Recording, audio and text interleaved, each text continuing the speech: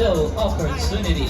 You can now hop in on the stage po para mag-grab po kayo ng mga snaps and photos, and don't miss the chance to say and greet them in person and face to face. Again, those are your Disney princesses. And again, after you've taken your photos, don't you ever forget to update your followers, your friends, on both Facebook and Instagram by using our official hashtags.